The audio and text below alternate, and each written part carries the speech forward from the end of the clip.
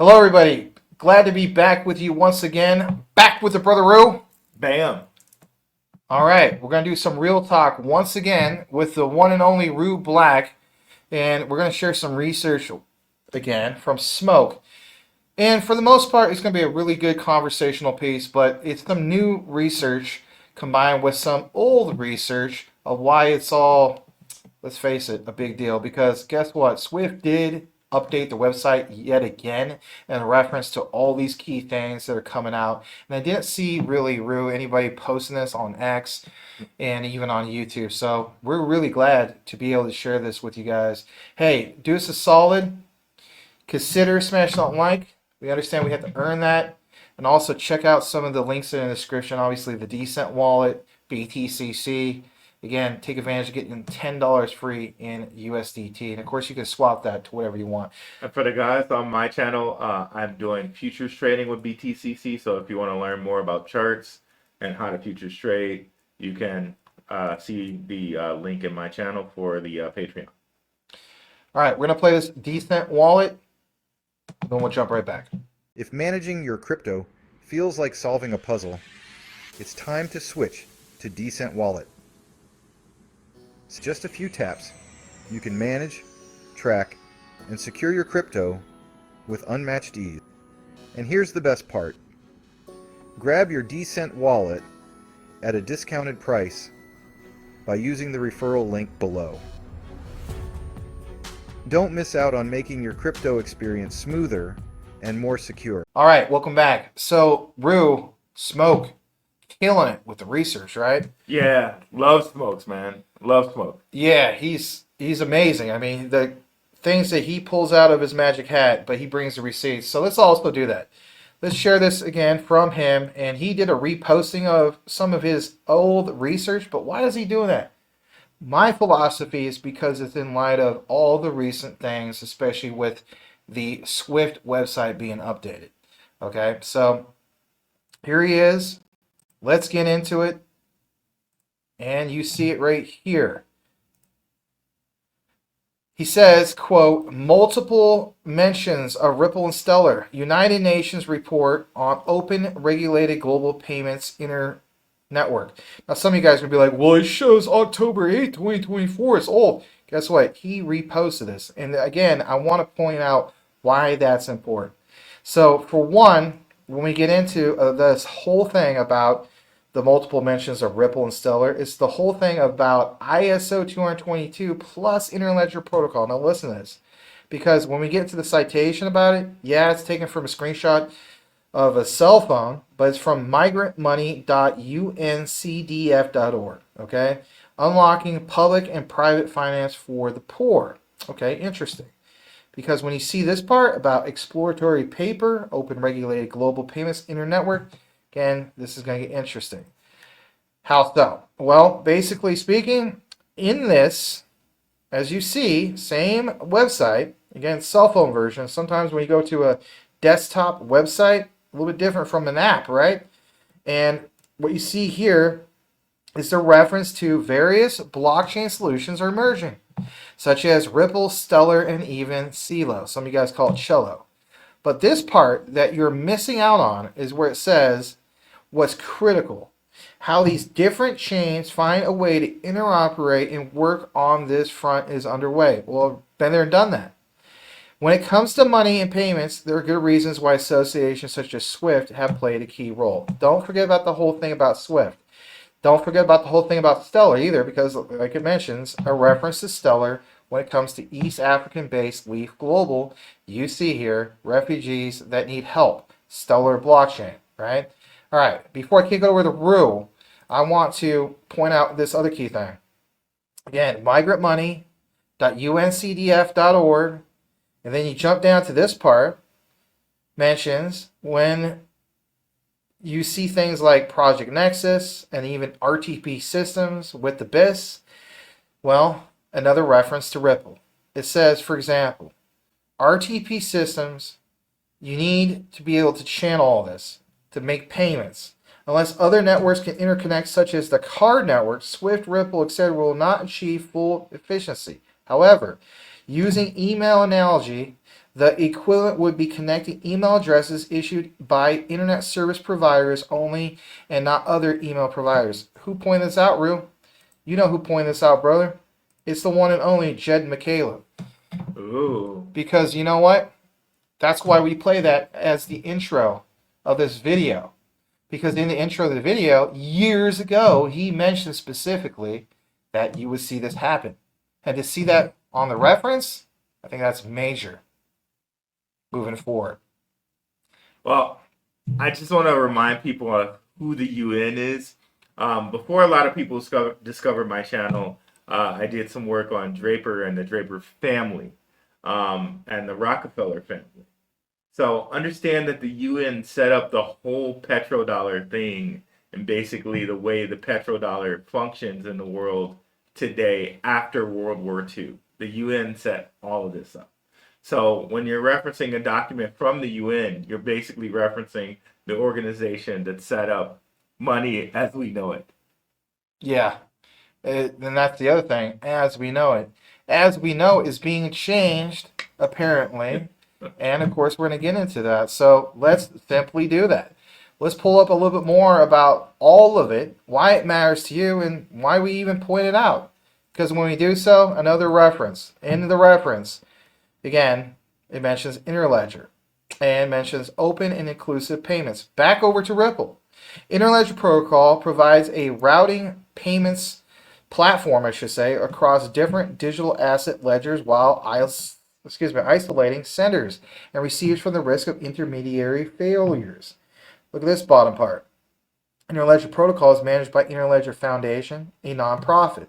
Now, what's interesting is the very bottom, where it says the Interledger Protocol is managed by Interledger Foundation, nonprofit, advocate for the web that promotes innovation, creativity, and inclusion by advancing open payment standards and technologies that seamlessly connect our global society.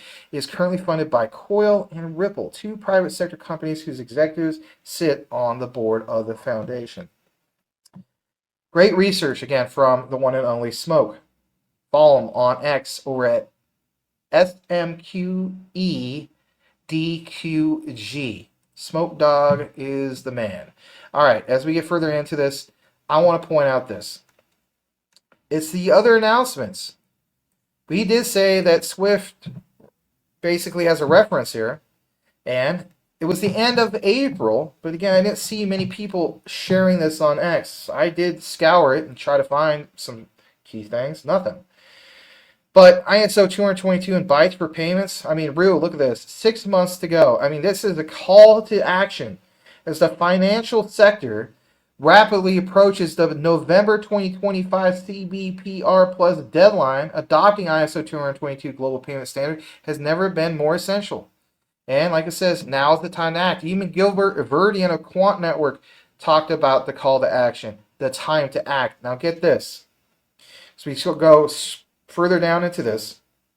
They mention, for example, the growth driven by what is referred to as a 50% increase in the number of BIC bank identifier codes. And in those codes, are they going to adopt ISO 222? Absolutely. So if they're going to adopt it, that means that there's, of course, going to be a deadline, but they have a toolkit for adjusting towards this coexistence period, which will come to an end. All right, so we're not banks, but nonetheless, this is interesting. Here's something that Rue and I reviewed before we got together with you guys, and here it is. What happens, basically, in November 2025? Well, we know about this, quote-unquote, some people feel as though it's the flip of the switch, but what I'd like to mention here, everybody, is this key finding. After November 2025, coexistence period between MT and ISO 222 ends. All cross-border payment instructions must be exchanged, of course, in that new ISO 222 messaging standard. That is MX, by the way. If you haven't migrated to ISO 222 by this deadline, payment instructions in scope of the migration still exchanged in MT format may be negatively acknowledged, referred to as NACT, by the SWIFT network, therefore won't be processed or may incur, geez, guys, additional costs due to the need for contingency processing measures. My goodness. I want to come back in the frame with Rue about this. We talked about this briefly. Rue, here's the thing. Contingency. In definition, is like an emergency plan. All right, so get this. Think about this, everybody. We'll pull this back up on the screen and then we'll talk. We'll do some real talk. What does it say here? It says here specifically, SWIFT, UBS Asset Management, and Chainlink successfully completed innovative pilot to bridge tokenized assets with existing payment systems. That was back November of last year. Okay, now finally for the real talk. Because when we do talk about this, Rue, the way I look at it is back to that video that we showed at one of the end of our particular outlines. Remember, we saw Sergey Nazarov and also Brad Garlinghouse, the only two from any cryptocurrency project out there that were at the White House lunch briefing. Remember that? Yeah, I remember that. That was big. Now, back to the whole thing about Chainlink, and just in case you guys missed it, I'll restate it. SWIFT, UBS Asset Management, and Chainlink successfully completed the innovative pilot to bridge tokenized assets with existing payment systems. So for one, we know Chainlink is totally, man, like I should have gave them more than their share of flowers, right? But they're there. Ripple's there. Who else is there? Your Stellars are there. When we talk about bridging tokenized assets with the existing payment systems, Rue, that's the legacy systems. So all this talk, everybody, about, man, when do we get a flip of the switch? Is it the November 2025 deadline mandate? I think it is, but on top of it, Rick, because I know you want to chime in, I want you to. Guys, gals, ladies and gentlemen, be glad that they took the time to create a bridge to the legacy systems. Because for one, when you see there's like a oh crap moment going to happen with contingency, well then that is, by definition, a backup plan. That means either way you want to dice this, the utility of the tokenized asset representation of that technology would be used. Your thoughts? So with Sergey, with Sergey there, you know, he's Chainlink guy, and it's always said that Chainlink was going to link the existing SWIFT system into the new system, and of course you got Ripple representing the new ISO system. Which, of course, the new ISO system, SWIFT, you've shown us this before. SWIFT is the one who asked for it. They put it into motion anyway. Right, they introduced it in 2004. Ironically, everybody, the same year that Ripple kind of came into play. They weren't called Ripple then, right? Like, what, OpenCoin? Yeah. And so on. But interesting, why replace yourself with something that you introduced, technically speaking? Right, so you have the company that could be responsible for a contingency plan, with SWIFT being, Chainlink being there, and then Ripple, the company that would be responsible for the new plan. So all the pieces are there. All the pieces are there. And there's even talk, and people have, like Good Morning America, or I'm sorry, Good Morning Crypto. Shout out to Abs and those guys over there. They've shown that Trump had talks with XRP in 2016. So I think all the pieces are there for this to really go down in November. Yeah, and there's one last connector that we're going to show you before we end this, because it's not going to be a very long video, and we're glad to do a little bit of real talk. Sometimes the real talk's a little bit longer, but you know, we've been bringing you guys quite a bit of, let's face it, deep dives lately. Let's jump into this, all right? So for one, the last part from SWIFT mentions this specifically. Actually, it's on this tab. Back in September of 2024, streamlining the global movement of digital assets and currencies.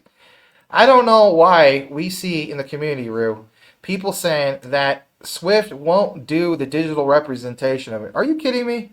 What does it literally say right here? It says, we are paving, as in SWIFT, the way towards real-world solutions that will enable our members to access and transact with regulated digital assets. As I would always mention, boil it, mash it, stick it in stew. And currencies on the SWIFT network. This follows a series of groundbreaking experiments conducted with our community in recent years, which we are now advancing, of course, to the next stage. And like it says, interest in digital assets and currencies continue to grow. I mean, it's all there, but oh man, this is what really stands out. Forecasts for the growth of digital assets are wide-ranging. For instance, Standard Chartered. I mean, how many times do we do research about Standard Chartered? And also Simples recently estimated that market size of real-world tokenized assets will climb as high as 30 trillion by 2034. Market sentiment is certainly strong, with 91% of institutional investors interested in investing tokenized assets, according to Celent and BNY Mellon. And geez, I mean, real, come on, man. We recently talked about BNY Mellon. Yeah. We talked about all those robust connections. So that is just from real world assets. This doesn't even include derivatives market. We know the XDC will dominate that. I mean, it's just like they realize all the big players. Well, in 2016, when Trump did speak about XRP, he spoke to Matthew Mellon of the BNY Mellon family. So there's so many connections there. And then if you can bring that article back up really quickly. Which one? The last one with the streaming payments there. Okay, so yeah, the real world tokenized assets will climb higher. If we think about now, you kind of add the world of gaming to this once regulations are taken care of. And then with the stock market, we've already added kind of the legalized betting of sports gambling, right? So there's markets that haven't been introduced to the world of money, so to speak, legally, that will add to that pie when we think about sports betting and the derivatives from sports betting and gaming and all the different derivatives you can create with gaming, with loyalty rewards, with avatars and a digital likeness or a digital entity. I think there's a lot more money that people haven't considered that's going to be added to the pool of money. Then you think about, okay, now banking the unbanked. So there's new pools of money there with people who aren't in the system. So I think this world of money, as we think of it as the existing system, is going to get a lot bigger. Yeah, it's going to get way bigger than most people realize. And the other thing, again, I want to just point this out because we recently did this collaboration about the key connections with ZBEC and your Ripples and your Stellars and your Circles.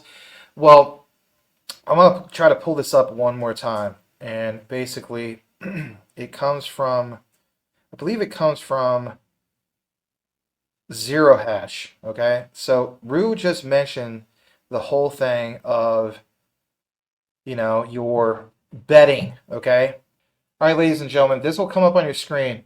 We did an outline recently about ZBEC, Zero Hash, and so on. So again, try to remember what Rue just mentioned, because man, this pounds home everything once again. You see here from zerohash.com/security. Security is in their DNA, okay? Well, look at what it says. Trusted by global innovators. Stripe.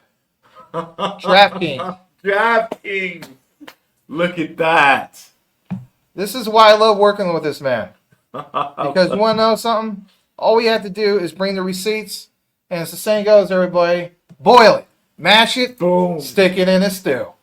Hopefully you enjoyed this outline, and you get the honor, brother, because you have awesome research how to connect things, and I connected it that much more for you because I was glad to do so. I was like, oh, you know what? Bruce mentioned this whole thing of betting. Do we do something recent? Hey, if we're gonna do a word, the word will have to be bet. Bet. Put bet in the comments, guys, and it'll help spread the videos around. Always a fun time, brother, as always. A fun time indeed. We'll know that you listened to the entire outline. We'll see you guys on the next video. Peace. Peace.